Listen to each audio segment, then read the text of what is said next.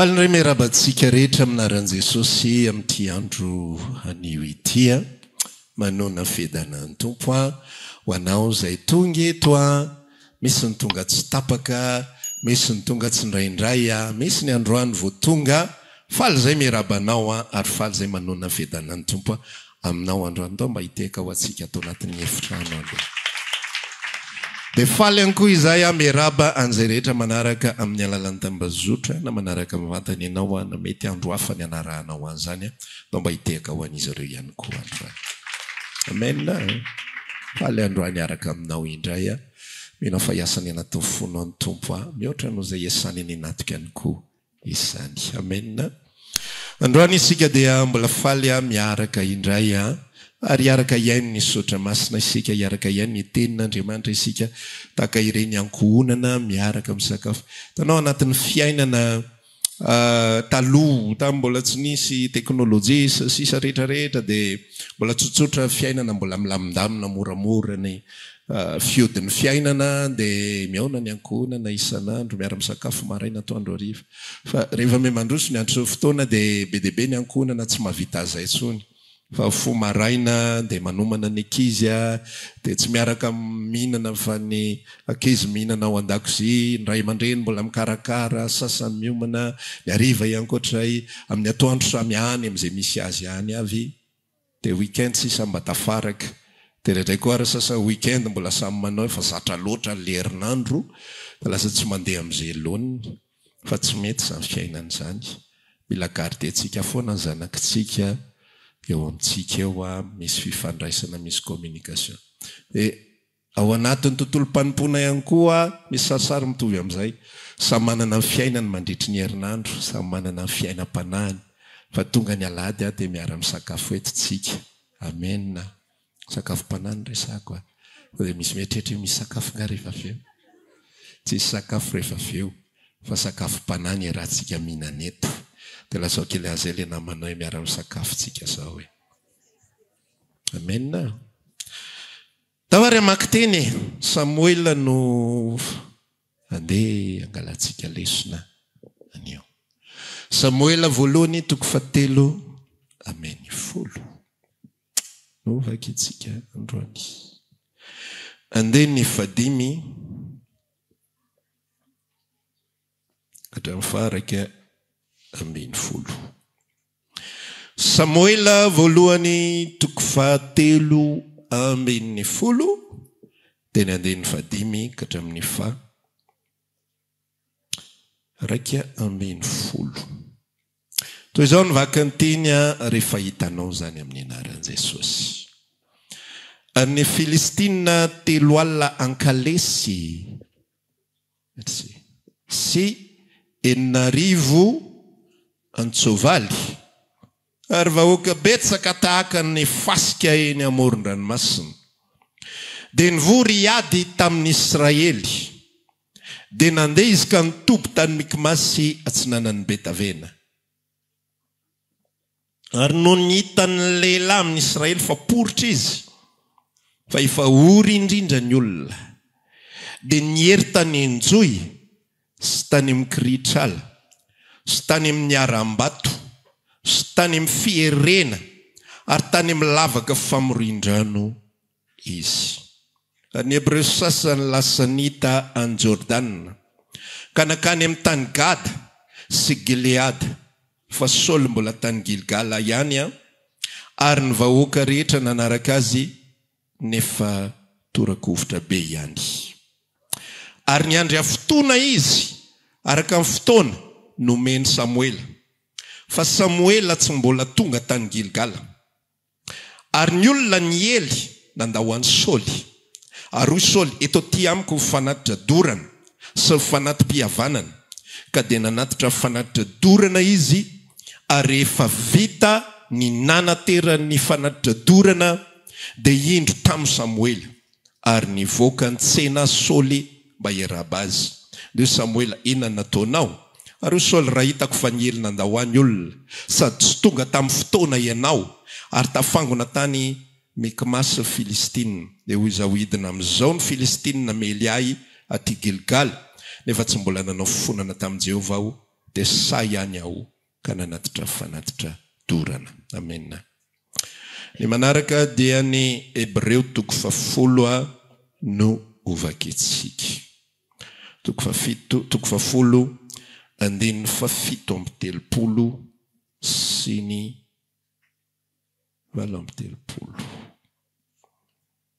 Epistely nosoratana ho an'ny Hebreo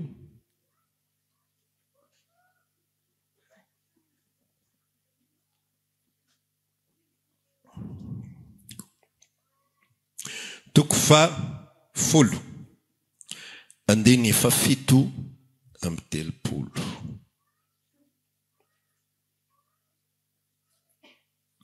Toy izao mivaka ny teny amin'ny anaran'i Jesosy. Fa rehefa afaka kelikely dia ho tonga ilay ho avy, fa tsy taredratra. Ary ny oloko marina dia ho velon'ny finoana. Fa raha miemotra izy dia tsy sitraky ny fanahiko. Fa isika tsy mba naman'izay miemotra ho amin'ny fahaverezana, fa naman'izay mino amin'ny famonjena ny fanahy. Amen. Tantara anankiray dia confirmation anankiray aty amin'ny epistely nomeny tompo antsika anio. Ina moa ty tantara ity, tantaran'ny Saul mpanjakan'i Israely izy ity. Rehefa andeha hiady ny Israely, ny fanaon'ny Israely dia rehefa hiady izy dia manontany an'Andriamanitra, manao fanatitra, samy manana ny plasiny daholo ny olom-bohositra rehetra. Misy ny ositra ny mpanjaka izay mitondra ny tafika, izay mitondra ny vahoaka, ary misy kosa ny ositra ny mpaminany izay natao ifandray amin'Andriamanitra sy ny mpisorona. Dia samy manana ny plasiny rehetrarehetra ireo. Misy zavatra natao ho ataon'ny mpanjaka, ary misy kosa ny rôle izay ho ataon'ny mpaminany. Tamin'ny vanim-potoana anankiray hiady ny Israely. Rehefa hiady izy dia mipetraka tamin'ny toerana anankiray Saul, dia efa nanomboka nisy pression, zay ndika le hoe poritra, fa tsy teo any amin'ny WC akory. Efa mipirety ny Filistina ny vahoaka. Dia rehefa mipirety ny Filistina ny vahoaka, ndika le hoe piretina zany dia Filistina atao andaniny, dia Filistina ihany koa atao kilany. Dia zareo eo anelanelana izy roa. Dia rehefa poritra teo anelanelana izy roa, dia miparitaka amin'izay vahoaka. Lasa sasany nakany amoron-drano, lasa sasany afina tany anaty ala, lasa sasany tany anatin'ny zohy sy ny sisa rehetrarehetra. Ary Saul irery nanomboka nipetraka teo. Ary rehefa en'ny vahoaka ihany koa fa ho avy Filistina indray makany amin'ny direction misy an'i Saul, dia lasa ry zareo nandositra. Le vahoaka io zany le mpiady rehetrarehetra zany dia lasa ry zareo nandositra.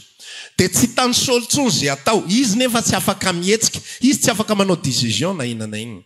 Dia ina zavatra nataony noraisin'ny anjara toeran'ny Samuel izay tokony hanao ny fanatitra, hodorana sy ny fanatitra fifonana sy ny sisa rehetra, dia nataony zay asa izay. Fa zavatra mahagaga dia zao, le izy raha ny tena marina, misy famarinan kely any satria 7 andro ny fanomezana.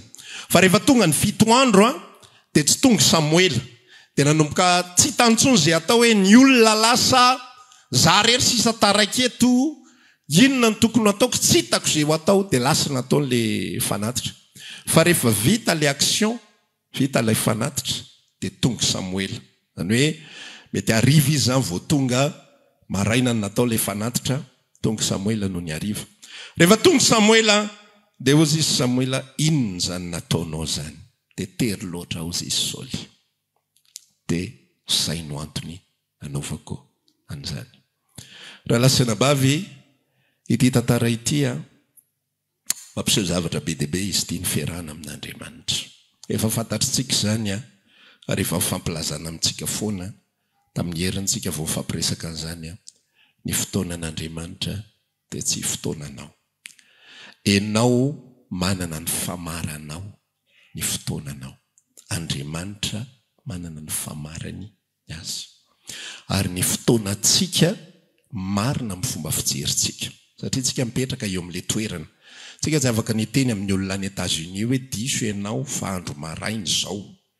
any andro alina zao fa hiady hevitra tsy ho lany ao nareo fangalana sary sy tsy fantatro hoe zao no izy fa izy ny mahalala ny fotoana tokony ho izy dia tsika mahalala ny fotoanantsika ny fotoanantsika rehefa miaraka amin'Andriamanitra isika amin'ny fotoana isika miaraka amin'ny Jesosy Kristy amin'ny fotoana antsika manompo an'Andriamanitra dia tsy manaraka ny fotoanantsika intsony ny zavatra rehetra tsy manaraka ny fisainantsika intsony ny zavatra rehetra fa manaraka ny fihevitr'Andriamanitra manaraka n'inona manaraka izay tian'Andriamanitra ao am-bokin'ny Eksodosy tamin'ny vanim-potoana anankiray mbola tao Egipta ny zanak'Israely dia ny Egiptianina no mibaiko andry zareo ny Egiptianina no manome sakafo azy ny Egiptianina no mandidy azy ny amin'ny zavatra izay tokony ataony sy tokony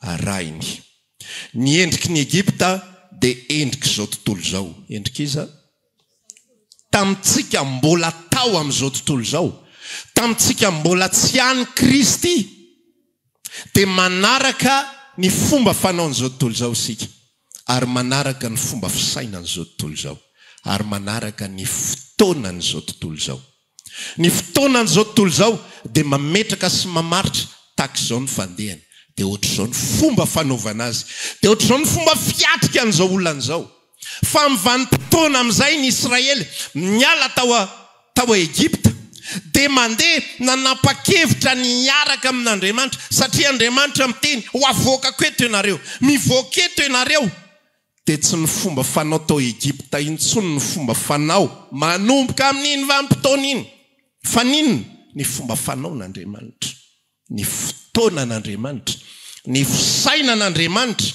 ary izay tian'Andriamanitra tao raha vao tsy manaraka an'izay ny olona dia tsy mandeha amin'izay loha ny fiarahana amin'Andriamanitra tsy mety hoy izy ny teny amin'ny bokin'ny Efesiana 5 hoe tahaka ny anekeny fiangonana amin'ny Kristy amin'ny zavatra rehetra dia tahaka izany ihany koa ny anekeny ny vavy ny lahy amin'ny zavatra rehetra izany hoe ny fiarahana amin'Andriamanitra dia izy no mitondra ary zasy ianao eo amin'ny toeran'ny entina izy no manapaka dia zasy ianao eo amin'ny toeran'ny olona mino eo amin'ny toeran'ny olona maninona raha vao tsy mino ianao dia tsy mety io lalana io tsy mety satria maninon'Andriamanitra miteny hoe mahitsy ny lalana fa ny fomba fijerinao an'le mahitsy nefa dia loza masonao ara-nofo tena mahita mihitsy ny hoe Andriamanitra ao mahitsy ho aiza problemany io aloha io ranomasina menany io aloha io ady engeny ao arinao ka mahitsy ho aiza le izy fa ny fiarahana amin'Andriamanitra raha lasiana bavy dia tsy misy fomba fa tsy anankiray mino raha tsy te ino ianao dia aza miaraka aminy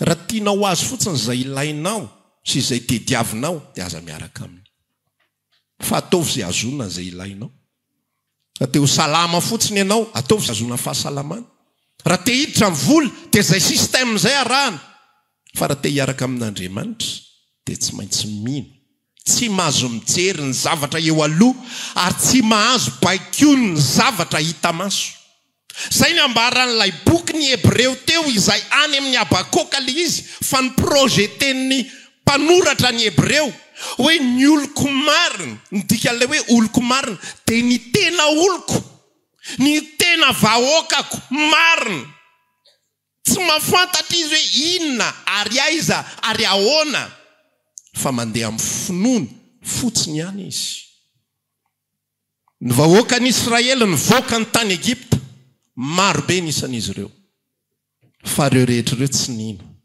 Korinthiana 2:10 pasteur Jemima tamin'ny alarobia teo reo rehetrarehetra ireo tsy niaro finoana tany amin'izay ny antefany ny teny dia inona zavatra nitranga na dia miaraka amin'Andriamanitra ary izy dia mpanohatra an'Andriamanitra izany hoe raha vao tsy mino ianao dia mpanohatra an'Andriamanitra azonao le izy Isaoly teto tsy nino Andriamanitra izay tamin'ny alalan'ny vavan'ny Samuela Te manome fotoana azy fa amin'ny herinandro tsy maintsy tonga. Fa tena mino mihitsy fa nanomboka tamin'ny fotoana voalohany no takotaka ny fony Saoly. Voalatsinainy ny andro, ny Filistina efa manao pression, ny vahoaka efa manomboka mitsoritika, mety efa misy ny apatrapatra vitsivitsy tao anatin'ilay izy, zany information tonga any amin'ny Saoly. Tonga ny talata me mitombo ny pression, larbi me mafana. Sabotsy amin'izay fa tonga lay afatra hoe efa tsy ananatsy ny Filistina. Lady le fotoana. Menao fa tsy andro Saoly mihitsy atonga valady amin'ny 10 maraina. Hoe amin'ny 10 ve no avy Samuela. Tsy tonga Samuela amin'ny 10. Amin'ny 9 ve Samuela no avy, tsy tonga Samuela amin'ny 9, amin'ny 7, amin'ny 8, amin'ny 9. Mety tonga ny tamin'ny 12 latsaka 10 Saoly raha vao tsy tonga afaka 10 minitra. Ho ataoko ity zavatra ity. Tonga ny amin'ny 12:00, 3 minitra farany. Ho ataoko ity zavatra ity. 11h02. Efa manisa fotsiny sisa hoe kely sisa. 11h02, 55 secondes. Za zay efa namindra fo be mihitsy Andriamanitra fenao tsy tonga. Petafako ty. Fa tsy androko tsony. Dia nataony ngarainy. Ny fanatitra. Nefa inona ny dikan'izay zavatra izay? Manao tao foana ny dikan'izay. Ny olona raha vao tsy mino miaraka amin'Andriamanitra dia lasa manao tao foana.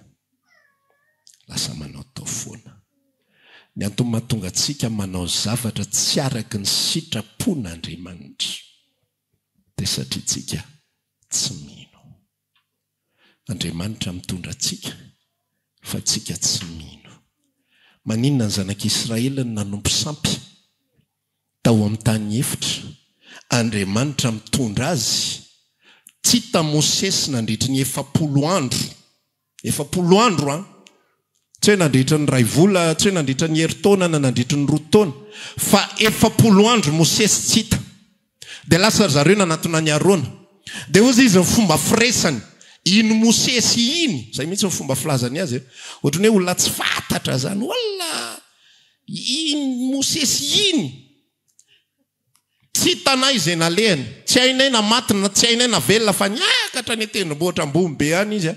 Tsy soetiny tsony tantaraka sao dia aty izay ny avelany ity fa zao andao anao Andriamanitra hafa dia hitarika anay hiverina any Egypta fa tsy mety aminay ty fiainany ity. Hitanao le fo efa tsy nino hatramin'ny voalohany. Dia mitady irika foana. Mitady irika foana. Lay fo ary zay mihitsy le fanambarany ny Hebreo, ny oloko marina. Ny tena olon'Andriamanitra dia depara amin'ny finoana ny fiarahana aminy. Zay mahatonga antsika mitory ny filazantsara melohan'ny zavatra rehetra. Mba hoeninao ny finoana fa destiné ho anao zany afatra zany. Fa toy izao ny tiavan'Andriamanitra anao. Nomeny anao zanany latokana mba tsy ho very anao. Raha mino azy fa anana ny fiainana mandrakizay. Fa Andriamanitra tsy naniraka ny zanany ho amin'izao tontolo izao, hanameloka an'izao tontolo izao. Fa monjena izao tontolo izao. Rehefa misy finoana ny anatinao ho aiza ny teny izany. Tian'Andriamanitra loatra dia para-pinoana le izy. Dia afaka miaraka ny couple anareo sy Jesosy amin'ny finoana. Zay zany ny fonctionnement ny fiarahana amin'ny Kristy. Ny fiarahana amin'ny Kristy tsy resaka famatsiana fotsiny. Tsy mandeha amin'ny lohan'ny tokantrano raha resaka vola foana ny miodinao. Saka mihetsika dia tsisy afa-tsy azy amin'ny volan'izao. Ahoana an'izao dia lehilahy tsisy atsao afa tsy mamelona ny ankonana. Relation tsy mandeha amin'izay lohaniny zany. Dia tahaka izany ihany koa ny relation amin'Andriamanitra raha lasina bavy. Raha Andriamanitra natao mpamatsy fotsiny ihany. An'izay rehetra ilainao. Izay rehetra ilaiko dia ao aminao ao. Raha zay ny asan'Andriamanitra anatin'ny fiainanao, ça ne va pas marcher tahaka an'Israely. Israely nge nomena izay ilainy. Atsany. Fa tsy nampiazona azy tao amin'Andriamanitra. Ferifery ny couple omena izay ilainy. Fa nga zany mampisy fitiavana ao anatin'ny couple. Na hifofotra sy velivy tahaka ninona ary le lehilahy. Ka ohatr'izay ny relation. Tady an'ity rehetrarehetra ity le vehivavy. tsy mandeha amin'izay loany de takizay ihany koa ny fiarahana amin'Andriamanitra. Raha vao ny fiainantsika miaraka amin'Andriamanitra hoe Andriamanitra mpamatsy anao, Andriamanitra mpamme anao, Andriamanitra na tsy ataoko fotsiny ary hoe filana zavatra tsy hita. Ny olona mieritreritra an'izany mihitsiny a hoe ny fiarahana amin'Andriamanitra izy mivavabavaka eny, mitondra rakitra, mandeha mamonjy fiangonana. Contrepartie kosa Andriamanitra manome fahasalamana, Andriamanitra manome hery-tanjaka, Andriamanitra manome fiarovana. Tsotra ny fiarahana amin'Andriamanitra. Ny fiarahana amin'Andriamanitra, Andriamanitra mitondra ny olony izay nandray ny fitiavany, ary izay nandray ny fitiavany kosa dia mandeha ampinoana miaraka aminy, mandeha ampinoana. Ary ny atao hoe mandeha ampinoana avako dia mandeha anjambany. Mandeha maninona? Tsy aizonao mihitsy, aza mieritreritra ny azo an'Andriamanitra zany. Tsy possible zany.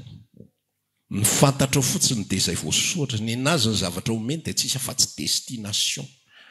Zay ny spécialité an'Andriamanitra. Za manana hevitra heverana ho anareo Jehova. Hevitra hitondra fiadanana fa tsy loza. Amena. Fantoyany anananareo fanantenana ny amin'ny farany. Ainy aza ho farany ny eritreretana. Le olona mieritreritra hoe hevitra hitondra fiadanana androany. Rapitso, afaka pitso amin'ny herinandro sy sisa rehetra. Fa ny azy anananareo fanantenana ny amin'ny farany. Hoy izy rehefa miresaka amin'ilay bokin'ny Hébreu ny vakintsika teo hoe fa rehefa afaka kelikely. Zany kelikely zany kairos zany so mieritreritra hoe rapitso. Rehefa afaka kelikely. Le olona nanotritra azy rehefa maty 4 arivo taona. Dia ho tonga ilay ho avy fa tsy taredretra. Dia le mitaredretra koa définition an'le izy. Aminazy tsy mitaredretra mihitsy izy io a. Ny azy tsy nareo tsy azoko fandehanareo. Za tsy mitaredretra zany. Za milamina tsara. Nefa efa raha mahita zao fa ny andro 3 andro izy vao nandeha namonjy an'i Lazarosy. Dia lazay mbola tsy mitaredretra ihany ny anaran'izany. Ny fiarahana amin'Andriamanitra dia tsy maintsy amin'ny finoana. Fa raha vao tsy amin'ny finoana dia sady tsy mahita sitraka amin'Andriamanitra ianao no manao tao foana.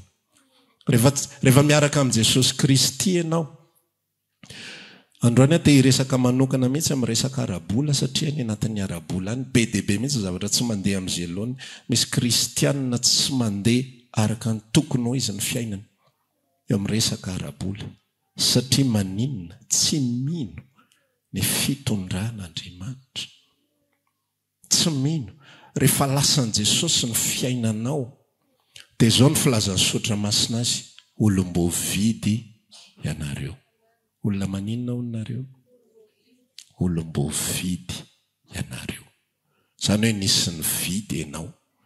Zany hoe tsy tompony tenanao intsony ianao. Zay no mahatonga antsika miresaka hoe ny fiarahana amin'Andriamanitra ny départ dia ny fitiavany aloha.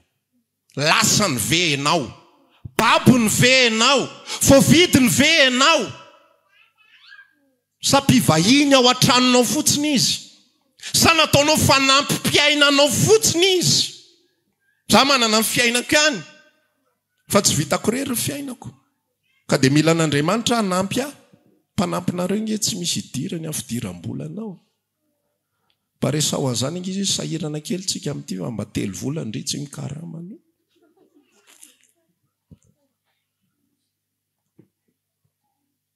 Tsy hiandry azany fa raha riva iny dia efa mody. Satria izy mpanampy. Tsy natao an'izany izy, tsy izay ny engagement-any. Fa na ray aman-dreninao na inona mitranga eo, na manahoana fiainanao, na manahoana fahasahiranana. Ray aman-dreny tsy izy zany hoe lasa izy nandeha. Vao sahiran-kirina kely ao anatin'ny tokantrano, vao tsy ampy vola kely, tsy nampoziko ohatr'izao ilay izy koa. Za verina any amin'ny dadanay sy mamanay.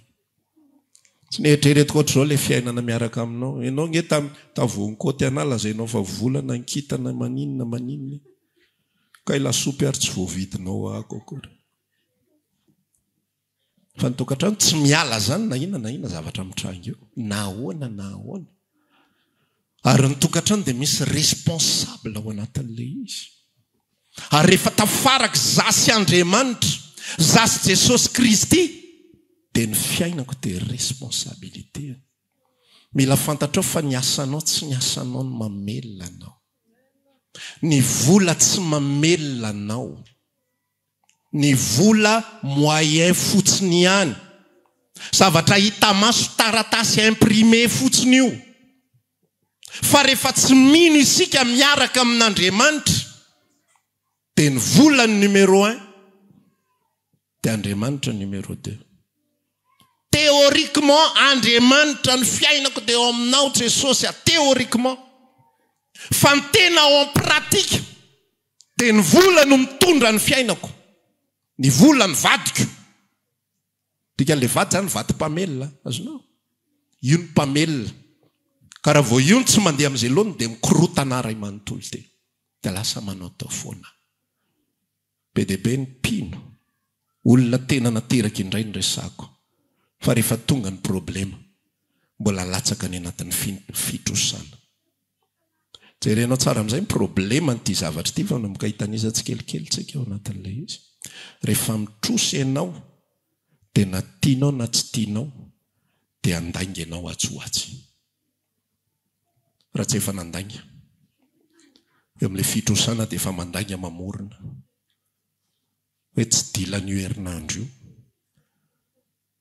Nefa ny lanitra mahita fa tsisy ninitranga amin'ny herinandro. Fa saingenao noho ny amin'ilay fampiretany, poritra ny vahoaka. Poritra ny vahoaka. Dia lasa mandositra ny anaty zoy. Reto vahoaka ireto tena, reto zany tena le saram-babem-bahoaka, valala tsy mandadiaro. Reo tsy tia fantatra zay fomba fitondran'Andriamanitra, zay nilandry zareo mpanjaka, tsy mety aminay ozy izy ty fitondrana tsy aiza ve dia Andriamanitra nitondra anay. Menatra zay hoe araiza zay mba mpitondra anareo ny any an-danitra any. Tsy tamaso izy. Zay tsy mba ohatra firenendrehetra fa meo mpanjaka zay. Dia lasa ny vahoaka nandositra, lasa izy nitady zay hierena. Raha vao miditra isika ao anatin'ny tontolona fitrosana, dia tafiditra isika ao anatin'ny tontolony lainga. Tsy maintsy mandainga ianao. Tsy maintsy. Raha tsy hoe tena misy tokoa nga le zavatra hoe tena tia tena io mihitsy le izy fa mbola tsy tafavoaka fotsiny dia zay. Dia mazava arak'izay. Fa vao miditra ny anatin'ny fitrosana manolona dia tsy maintsy tafiditra ao. Inona nefa ny aton'ilay fitrosana? Tsy fatokisana an'Andriamanitra. Matoa asenao nge taritiny ao anatiny tsy fananam-boly. Izy no mitondra le fiainana sa tsy izy? Dia avelao izy hitondra azy. Resaony tompo tsy manam-boly tsika ao. Taovintsika mihitsy. Tsisy vola ao. Dia ahoana inona ny atao? Ahoana le fihevitra ao? Reo ny ankizy ireo tsisy sakafo. Dia resaony ankizy miandrony Jesosy tsika. Miandro ny tompontsika. Miara-miatrika an'ilay problema nareo mivady. Mila mijoro ny zanak'Andriamanitra. Ny oloko marina velo ny finoana, vao tsy mandeha amin'ny finoana isika, dia mitady vahaolana ho an'ny tenantsika. Dia mikorotana ny ao anatin'ny saina hoe ka ty nge tsisy ninne. Migadra ange raha vao tsy mivaty problema ty e. Iza no iainy zanako. Efa fieritreretana sady afaka. Mbola tsy hay le fitsarana hoe roviana. Le higadra aloha mbola tsy hay hoe roviana ny higadra. Le tena atongavan'le olona mpigadra mbola tsy hay hoe roviana. Fa tonga dia le zavatra lalina be sy lavitra be no miasa sy mamosavy any anaty any. Raha mamaky ianao boky ny Efesiana 4 dia zao filazany ao hoe ny finoana ozy izy no apinga etitsika miaro ny zanatspika mirehitra izay alefa n'ilay ratsy. Ny devoly tsy afaka manafika anao frontal face à face. Satria maninona velona ao anatinao le mahery, le nandresa fahafatesana. Fa izy mandefa zanatspika mirehitra alefany any anatinao. Ary raha tsy tazominao ny finoana ho apinga. Ozy izy ny tenin'Andriamanitra hoe ny zanany, Romanina 5 no milaza azy. Jesosy Kristy aza nge ozy izy nomeny atsika. Tsy omeny atsika maninona moa ny toyany? Maimaim-pona.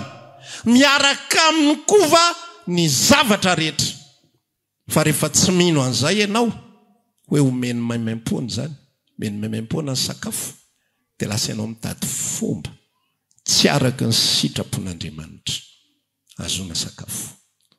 Alefa ny devola zanatsipika mirehitra any anaty fisainana ho any miteny ianao ao an'ireo zanakao ireo. Raha migadra ianao ngeka vadinao tsy te halala fa tsy nisotro toke ho very ireo ho sahirana ireo ty vavikely ty lasa ohatr'izao dia ty lakely ty lasa mpanendaka zay nefa ran'ireo ka zay sitraponao na izy miteny aminao direct an'izay ao nanaty sainao na ny fianakavianao anomboka hivorivory izy mianakavy raha vao nijentilisa no mivorivory aza miaino an'le resaka mivory zay mianakavy kely ny fandinika mo tsisy idiranareo mihitsy zany zay avaly azy fa maninonareo nivorony amin'ny fiainako ny fiainako anaisy Jesosy izy mahalala ny lalana tokony hitondrana ary za matoky azy PTP zanak'Andriamanitra tsy samijoro amin'izany zavatra zany za manana Jesosy velona za manana Jesosy misy mpitondra ity fiainako ity za tsy matahotra za hitanao zao tsy manam-bola za manana fa le ianao noresaiko za hitanao zao tsy manam-bola fa ny fiainako epelatana n'lay Andriamanitra zao rehetrarehetra zao lay miazona n'izao rehetrarehetra zao fa za koa efa nandalo tsy fananam-bola so dia mihevitra ianao hoe ianao tsy mahalala an'izany fantatro zany ka fantatro tsara mihitsy zany fantatray zany zavatra zany efa njoroana evavolombelona teto zany mandeha vakansy sampinono zany fantatray zany tsy manam-bola zany fa nahatramin'ny mamanay tsy mahalala an'izany tsisy nizaniza mpahafantarina an'izany fa nay mivady rery ao anatin'ny tokantrano zany miaraka amin'i Jesosy ary izy mamoaka an'io amin'ny fomba tsy takatry ny saina indray rehefa mandinika ny lalana ny zorako sy ny zavatra sokafan'ny tompo amin'ny fomba tsy apoizina rehetrarehetra fa gaga mihitsy ny hoe Andriamanitra tena matsiaro an'le teny hoe matoky Andriamanitra tsy mangataka na inona zany amin'olona tsy fierté tsy ampopoa fa mandeha ho azy zany zavatra zany. Misy fotoana zay tany amin'ny taona 2012 tany hoany nanana société zay dia varotra ordinateur mandeha tsara le izy tamin'ny voalohany fa ohatra ny enandrozy dia tsy naharaka le fournisseur anay dia memiletika le asa memiletika le faran'le izy any novembre 2012 efa manomboka mivarotra fanaka le fanaka tsy ao an-trano fa le fanaka le ao ampiasana hoe ho akatona amin'izay zany ty asy ty fa tsisy hevitra itsony dia amidy ny fanaka ahafana payer loyer fa tsy dia misy efa le vitrine zany ny amidiko le vitrine koa efa tsisy ininona tsony ko atao inona haingotrano eo tsony moa zany fa rangany amidy zany atao fandoavana hofatra volana novembre tenenina ny negosiena ny tompotrano hoe alao zay mba hijanona tapabolana fa tsy afaka miassuré tsony zay ny hofatrano fa dia mijanona tsy fantatra inona ny toy amin'ny fiainana ao anatin'izany hoe tapitra ity moa zany dia anao inona fa dia zao fotsiny hoe tsy zaka ny hofatrano tsy vita tsony mandeha hofatrano dia mijanona fa ao anatin'le vanim-potoana mihitsy hoe tsisy vola ianao mandritra ny enam-bolana mihodina eo fa any amin'le tapabolana farany indrindra zay mihitsy le tsy tarehetra ny azy zany tsy tarehetra amin'ny any farany any matoa ianao zany mbola tsy tonga izy mbola tsy mataitra io manjoanao mbola tsy le ao amin'le poritra be ny vahoaka amin'io fotoana io mbola poritra kely mbola azo atao ihany ny fiainana fa rehefa tena poritra be ny vahoaka tonga eo ihany izy za matahotra fa tena le dernière semaine iny va ny fomba tsy takatry ny saina nisy tomobile anay zay tamin'izany fotoana zany nanaovana asa fanimpona dia avy eo tsy dia nanao tsony tsy dia niasa araka ny tokony ho izy intsony le asa fanimpona nitondrana olona dia namidy le izy nandritra ny herintaona le izy tsy lafa tonga volana novembre tapabolana sa herinandro melohan'ny elana n'le toerana dia lafo le izy dia lasa iny indray nanaovana asa vaovao dia mandeha eny ny vanim-potoana dia Andriamanitra mahita foana ny fomba tsy takatry ny saina ny fomba fitondrana fa ianao tsy mahazo miala eo amin'ny planina an'izany vao mitady lalana hafa ianao dia mitady olana vao mitady lalana hafa ianao dia mitady olana mitady problema mitady asa vaovao ho an'ny tenanao rehefa miaraka amin'Andriamanitra ny oloko marina velo finoana. Raha marary ianao ka tsy manam-bola dia mifaly. Tsy manam-bola satria inona ny antony? Ahita mirakle ianao atsoatsy. Matoa marary, efa tany ny dokotera vola farany taty amiko nanaovako consultation nanontaniako vidin'ny fanafody telo hetsy ny total tsy manana an'izany amin'ny saotra Jesosy. Fa sitrana zany. Sitrana tsy mila an'ireo tsy mila an'ireo dia mandeha narary ihany koa ray volana. Nanao nampianatra tamin'izany fotoana izany dia ohatran'ny be loatra ny effort natao zany. Dia narary amin'izay vita izay effort izay nandritra ny ray volana. Dia rehefa narary dia nanana taontaony dokotera zay. Anaty nangiara iny aloha dia nitsindromina. Dia vita ilay izy dia ohatran'ny mbola tsy tena en forme. Nandeha ny tapabolana zany lany ny fanafody dia natsoko ny ara iny. Zany mbola marary. Ay, zao indray vidiana. Dia lasa vidiana. Afaka herinandro, zaho mbola marary foana. Anare zany. Zao indray rangaha vidiana. Dia soratako amin'ny tableau fotsiny ilay izy. Sady miantso azy ihany sa tsy hividy an'io. Iny ao an-tsaiko. Tsy mahavidy an'io zany. Matoa tsy mivalitra zavatra ity. Dia tsy fanafody ny vahaolana. Dia za amin'io zany mifoha maraina dia en forme amin'ny alina marary.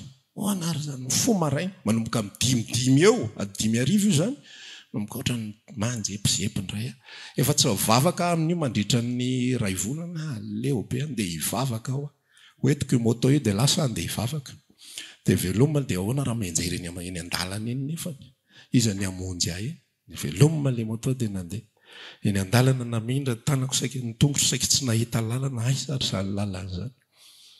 Fa tonga soma tsara tany am-piangonana ary izay ny fotoana farany narariako fa salama après an'izay. Satria any anatin'ny foany tsika tian'Andriamanitra hino. Rehefa tsisy moyen eo am-pelatananao dia mino azy. Mino azy. Aza manao tao foana.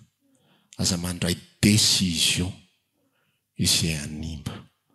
Raha ny vadinao anatin'ny tokantranonao ao, ianao vehivavy ny vadinao mitady vola tsy araka sitrapon'Andriamanitra. Masahy mijoro miteny hoe tsy mety eo. Tsy mety eo. Sa tsy araka aminao amin'ny lalana iray. Tsy maninona na misy totondry ary miainga eo. Tanamody any amin'ny ray aman-dreny. Rehefa kalmy ianao verina. Fa raha totondry ny ainana aloha tsy possible za tsy maintsy mijoro. Ozy izy ny ten'Andriamanitra mety tsy fantatritsika zany fa miezaka mizara zany mba ho azonao ihany koa fiarahana amin'Andriamanitra. Ozy izy Petera indray maka. Rehefa ny teniny mpitondra ny fireneny. Nareo za mitory an'izany Jesosy zany intsony.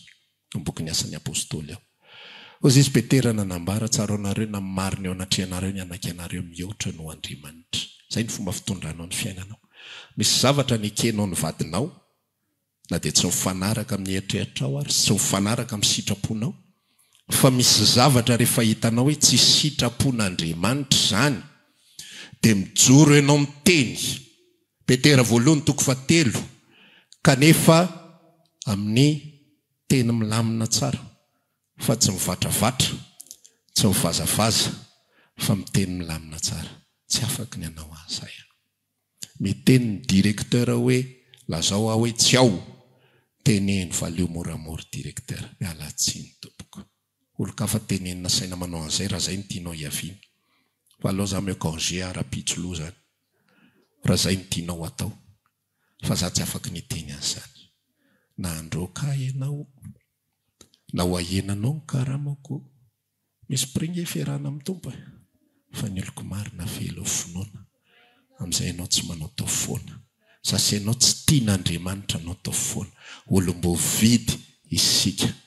Saoly manao tao foana satria maninona tsy nandeha ampinoana izy.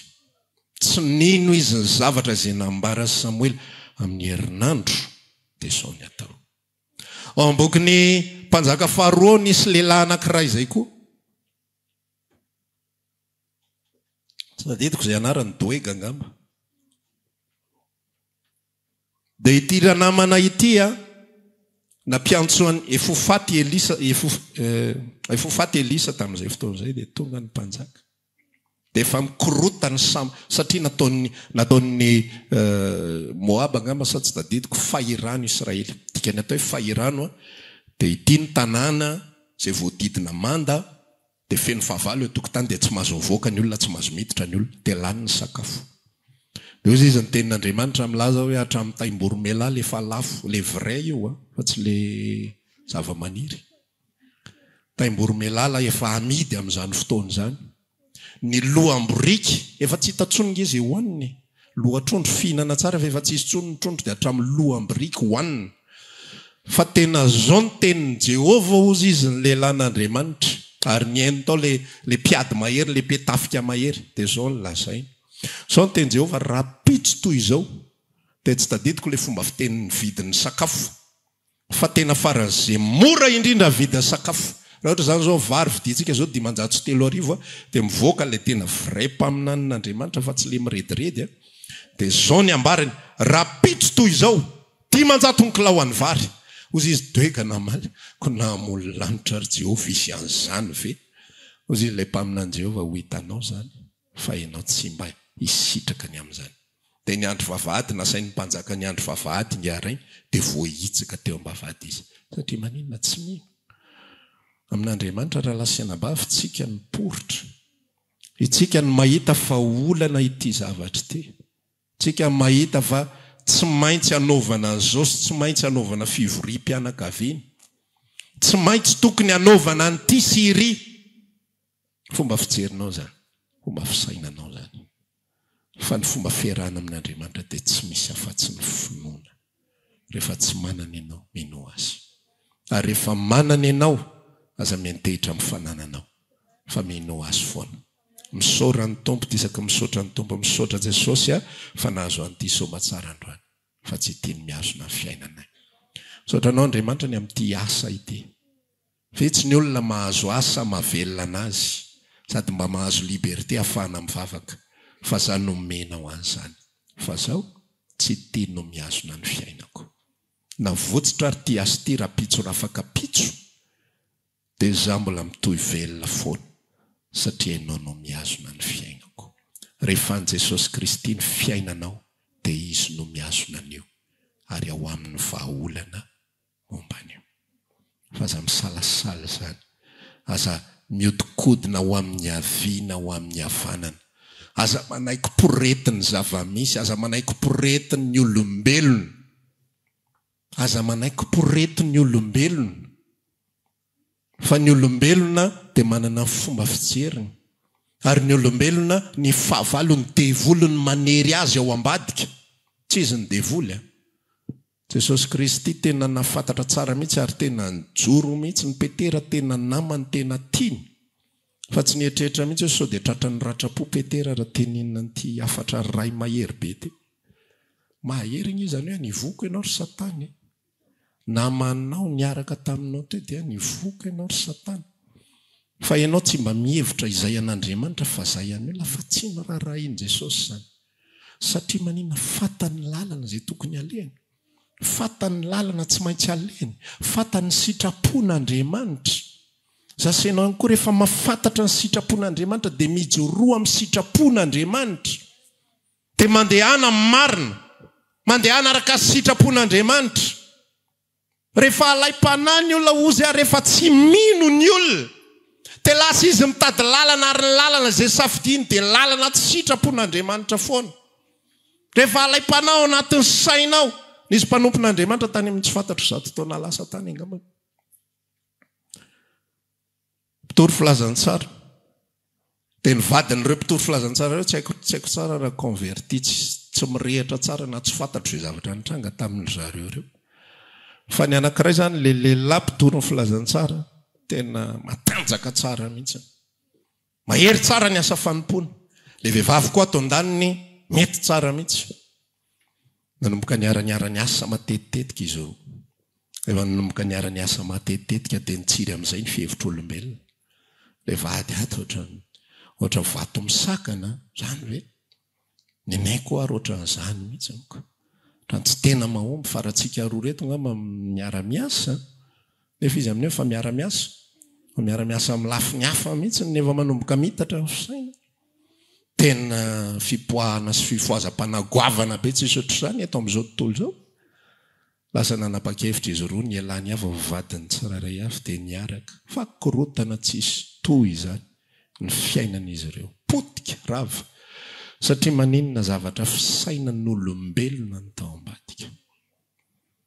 Rehefa tsy mandeha amin'izay laony ny fiainantsika dia miresaka amin'Andriamanitra fa tsy mandray solution arak'izay fomba fijerintsika.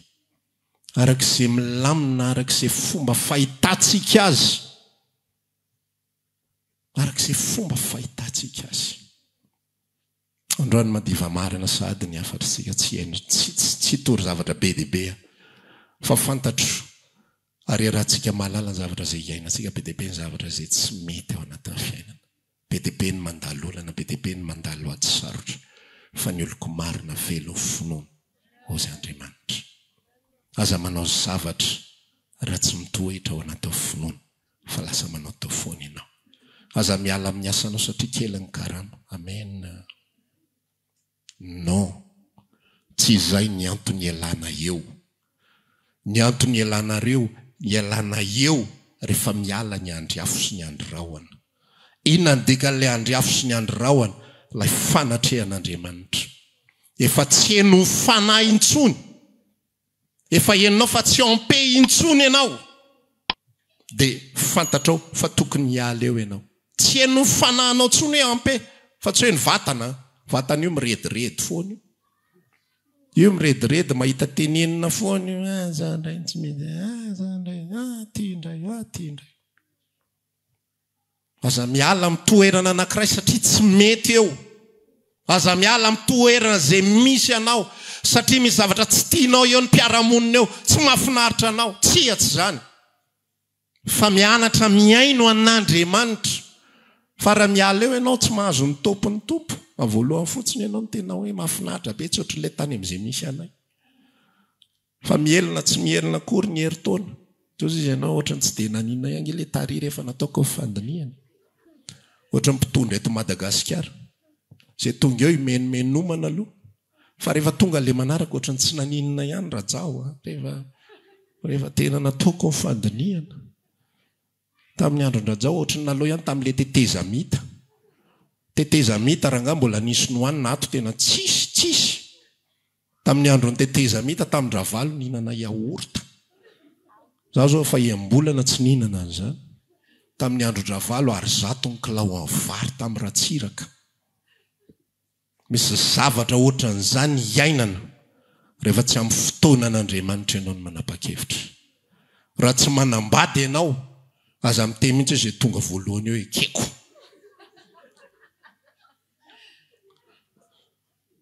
Tsy izany ny fandehany eo. Fa masahy mijorona omenao na tsy omenao ry tompo. Za efa anao, fiainako anao.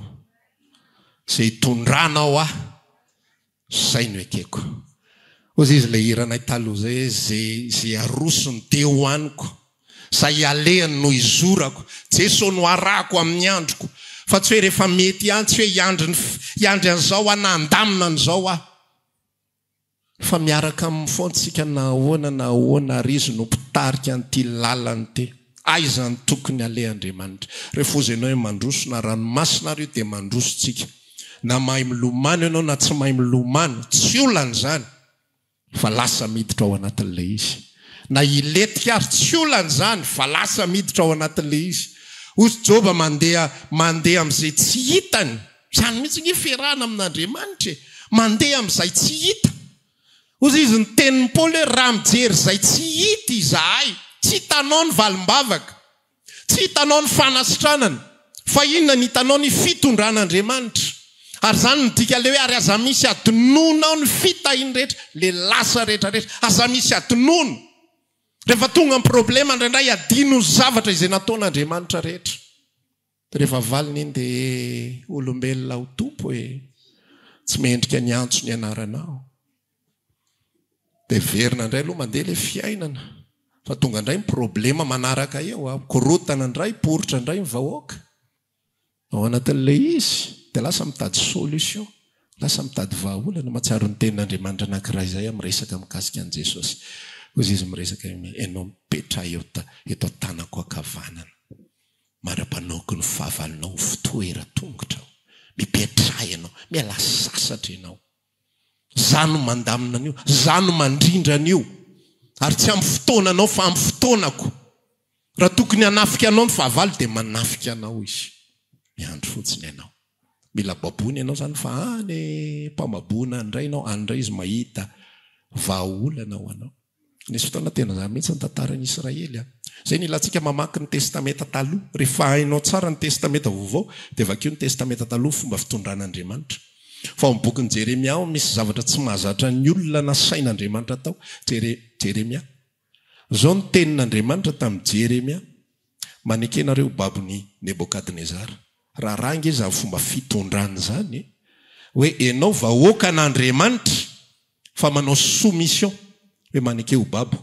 fa rehefa tapitra ny fotoanan'ny Nebokadnezara dia ho avoakako indray ianareo dia hoentiko hiveriny eto amin'ity tany ity 70 taona ny tany ny vanim-potoanan'ny Nebokadnezara fa tsy nino an'izany ny vahoaka tsy nanaiky azany ahoana koa zany Andriamanitra o zany ry Jeremia tsy zany mihitsy igny fomba fataon'Andriamanitra ny faminanaina zay omen'Andriamanitra dia zao mandehany ianareo fa ho atolotra eo an-tananareo zao ho atolotra eo an-tananareo zao ka eto indray ianao milaza hoe avelao ho babon'ny Nebokadnezara nareo fa za momba anareo any amin'ny tany fahababona any jerenao le izy efa milomano ao anatin'ny problema efa milomano ao amin'le tsy araka ny sitrapoko intsony fa inona zavatra azo antoka Andriamanitra mitondra foana Andriamanitra mitantana foana inona ny zavatra azo antoka tsy mitady amin'ny herin'ny tena sy amin'ny fomba fisainako tsy mitady vahaolana ho zay ny mahatonga hoe ondrin'ny Kristy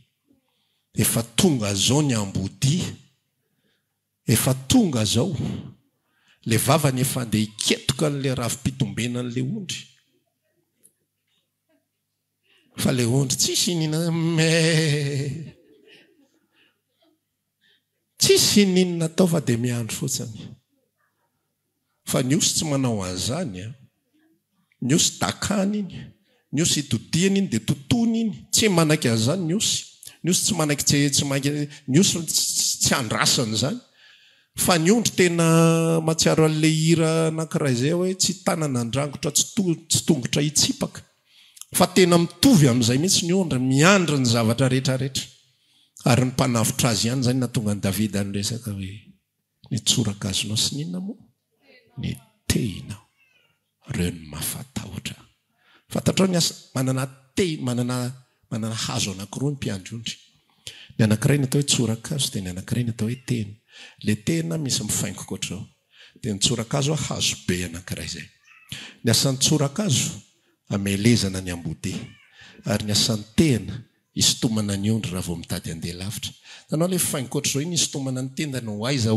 aty ihany tsy mahazo mandeha lavitra zany lasa indray re dia isotomina amin'ilay tehana indray dia zay ny fatokiny Davida amin'ny fotoana farany tao anatin'ny fiainany osisy tsy atahotra ny loza satria ianao no aniko ny tsorakazona sy ny tehinao reo ny mahafatahotra mamoaka dilo ilololohako ianao ny kapokako feno dia feno entiko fahasoavana sy famindrapo no manaraka amin'ny andro rehetra iainako dia toetrandro lava ohatran'i Jehovah fa raha vao tsy matoky azy ianao dia mikorotana foana dia mamaha ny betizinao ny ataonao sy Jesosy rara nanondrana indray ilay ondry dia efa anandray ny betizy be dia be ny kristianina tsy tafavoaka tsony ao anatin'ny trosa tsy tafavoaka satria inona ny atony tsy matoky ny tompo matahotra ny amin'ny zanaka matahotra ny amin'ny vady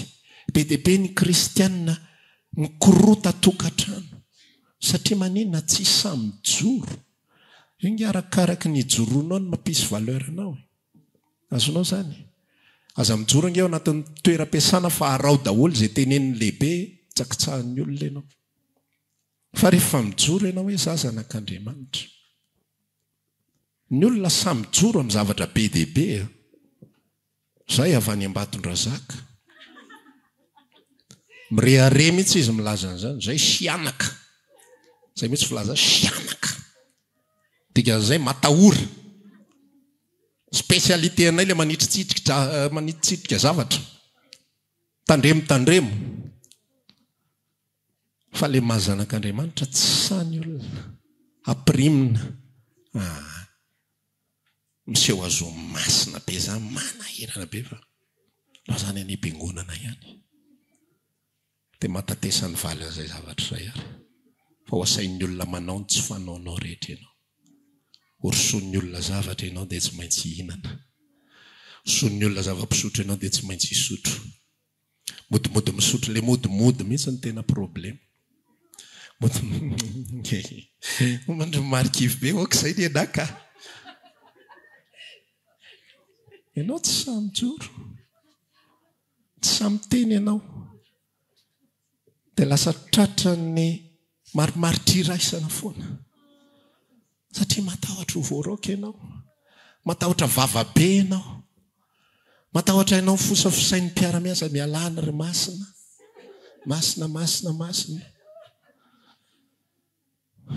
zanak'Andriamanitra tsika misy tompon'ny fiainantsika ny oloko marina dia velo ao finoana ny oloko marina tsy matahotra vidim-piainana ny oloko marina tsy matahotra voaraoka ny tompotrano raha roahan'ny tompotrano ianao tsy maintsy hoe avoaka ny entana avoay ny entana matsiaro ny témoignage le rahalaza ia tsisy trano voaka ny entana natsofoka tao anaty tomobile ozy izy mitondra tomobile hoe andeha ho aizy tsika zao valiteny mbola tsy haiko mbola tsy nisy zany hatr'izay nitondrako tomobile natsofoka fotsiny tao anatin'le tomobile le entana vita ny famatrarana dia hoe andeha ho aiza mbola tsy fantatra treto hoe ho aiza afaka 10 minitra miantso madama nahita trano ato Manjakaray ay any Manjakaray tsika ny andeha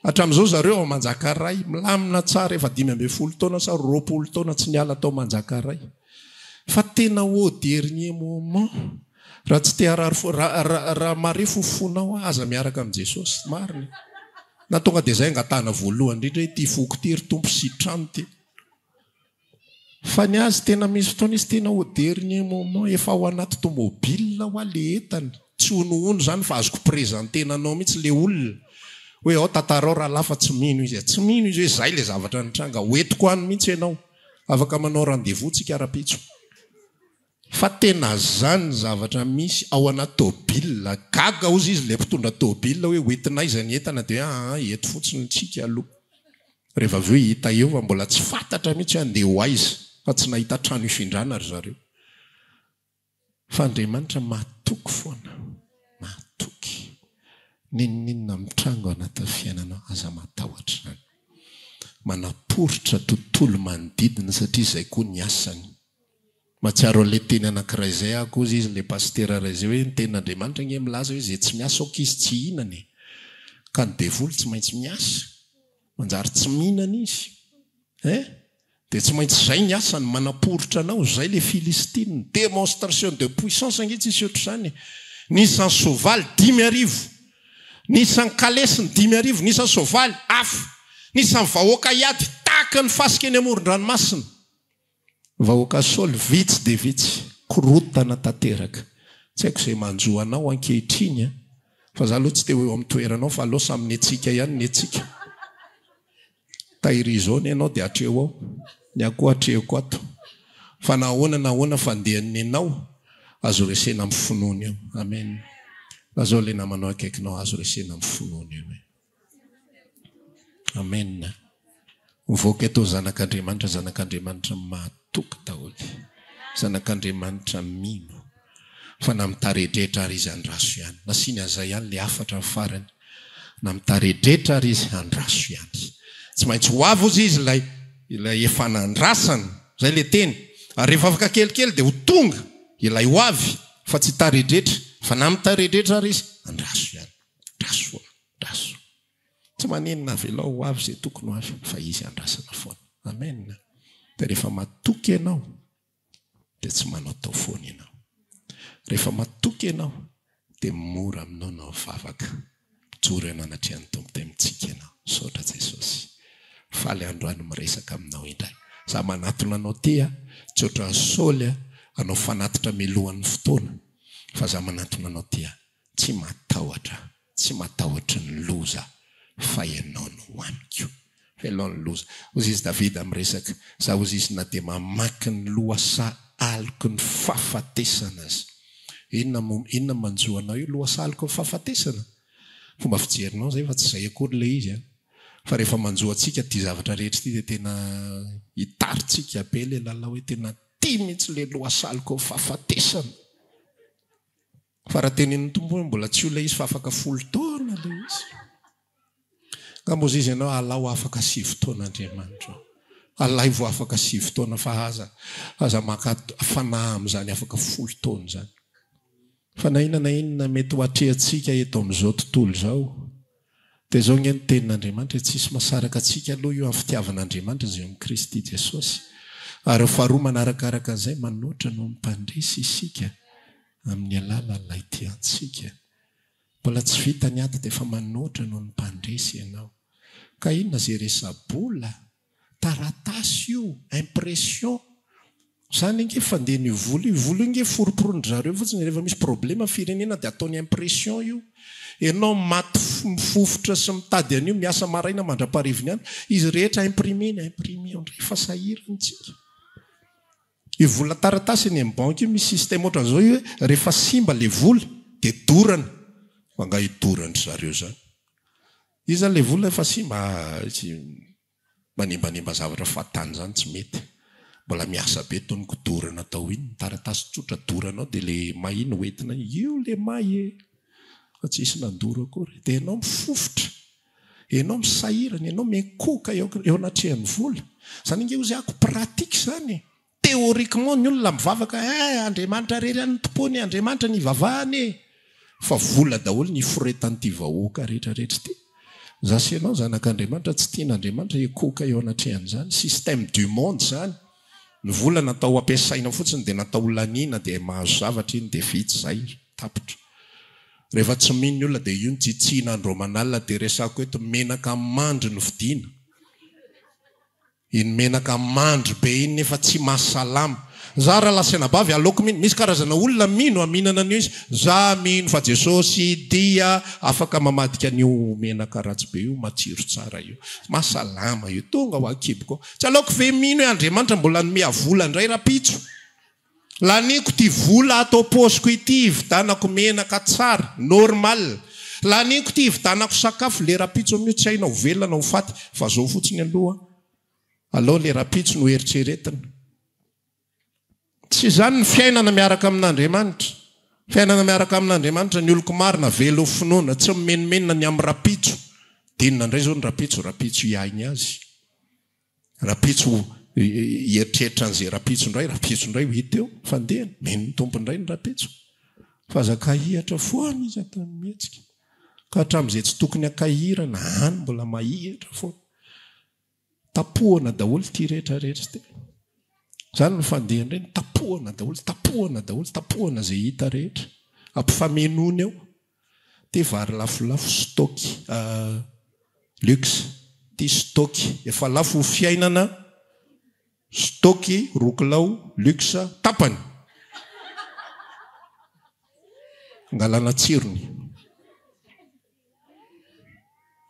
Tsy finoana ny anaran'izany. Tsy mino ianao fa mbola nome anao zavatra tsara indray Andriamanitra rapitso. Toy izay anao hoe alao maty rapitso, toy izay maty anio. Fa ny an'Andriamanitra nararaka ny diloilo tsy mety lany. Navoaka ny koba ao anaty vata tsy mety lany. Rapitso jerena, sokafana indray, io indray fa misy. Dia tsy azo atao ese Andriamanitra amin'izany lohalohany drama. Avo tsy mety miverina amin'ile taloha. Hitantsika ndramantsika herinandro. Ohatra ny Saoly zany. Ndramantsika herinandro. Avo tsy mety hiverina amin'ile. L'exercice mihitsy ny olana azonao le izy. Le toe-po tsy mahatoky mihitsy ny olana. Fa io zay hoaninao, za ve hidirako zay hoaninao siditra am-bavanao, vavanao arina anazy ina raraiko an'izany. Nao ary tsy manana olana. Fa le tsy finoana, le tsy fahatokiana. Dia iny zavatra iny rehefa sendra tojo ale ady mafimafy amin'izay ianao. Ko ary amin'ny malemy ary ianao tsy mahatoky azoko. ahoana moa ny inonao fa ho tafavoaka ianao anatin'ity tendrombohitra goavana be vary kely raiky lao ary ary ianao misalasala menaka kely ary ary ianao dia efa mieritreritra voatabe fa tsy savidiana ntsony tongolo moa zany dia efa tsy voatery mihina tongolo sady reny io ny avy any Egypta ozy izy ny baiboly tsy mety reny zay tokony hohanina dia hohanina zay tokony sotroina dia sotroina zay tokony aloha Andriamanitra miainy ambiny rehetrarehetra raha pitsondray hita eo dia mandeha finoana ianao dia hitanao me matanjaka ny any anatinao dia me mahery ianao dia afaka mijoro ianao na iza manabatibaty ao finoana fantatro izay inoko ozy izy ianao fantatro izay inoko dia na vadinao raha nomboka ho tonga saina hoe tena afy ty raha matoty ohatry masimbava zany io fa tandremo ihany trany tsy matiko lolo raha vo izy ny kalma be zay tandremo alors izy le memenina sy le ngongonina sy le mivazavazy iny fa raha vo io ny kalma be tsy matiko lolo afatra ho antsika androany oloko marina vela ao finoana sy atrehana androany atreo ao finoana marary ianao androany atreo ao finoana zany matanjaka ianao androany aza miankindoha amin'io ny sasany ozy izy mitoky amin'ny kalesiny ny sasany sovaliny farany anay Jehovah nitokisana iny nitokisana tsy ny asa tsara nitokisana tsy ny asa tsara amin'ny mamelona tsy ny vola amin'ny mamelona tsy ny ankizy ny malava andro sy mafoy andro samy manana ny androny io fa ny antsika ny tompo irery ihany Jesosy irery ihany amena tsy olona manao tao foana ntsony zanak'Andriamanitra manomboka sao amena amen zay atrehanao tsy trehanao manao tao foana zany tsony rehefa tsy mianatra ianao mpianatra dia atreo fotsiny ny examen efizay ny aloha zany fa tsy manao tao foana mba ho afaka manao karazana sopapa maro isan-karazany andramo ange fa tratra ianao ny olona manao an'io tsy tratra fa ianao ataovy tratra ianao vao hitanao hoe tena misy tompony ty fiainako ty marina mafy zay rehetra mitranga ao anatin'ny fiainanao atreo fotsiny atreo zay tsy nety atrehana arak'izay rehefa nitrosa aza mitsoka tompotrosa ntsony manomboka androany tana miresaka amin'ny tsy maintsy voalokina aloko tsy kelikely ary manomboka amin'ny latsinainy na tsy hinana gote ary ny ankizy tsy maintsy alohako ny zavatra anao aza mandositra zany foana zany nge dia efa fahotana atao hoe fahotana nge rehefa mitondra ratra ny anatin'ny olona ianao hoe mitondra alahelo zany ny tenenan Jesosy hoe raha misy manafotoana na dia ray ary amin'reto madinika mino ahy reto mitondra fatafitohina antsika dia zany ny atao hoe manota so dia verinao mila mandanga sy mangalatra sy mamono olona vao manota mitondra fatafitohinana zay dia efa manota zay afaka tsika kehitriny andao hitsangantsika iresaka amin'ny tompo dia hisotra azy noho ny amin'ny teny atreo amin'ny finoana zay atrehanao manomboka sao raha maniry ary mavaka aminay ianao dia tongava ary isaky ny alahady amin'ny 7 ora sasany ny talata amin'ny 12 ora sasany ny alarobia amin'ny 12 ora eny Antsahamanitra 100 metatra ambany fijerena fety trano gribege amin'ny ankavian-dalana tongava sotoboka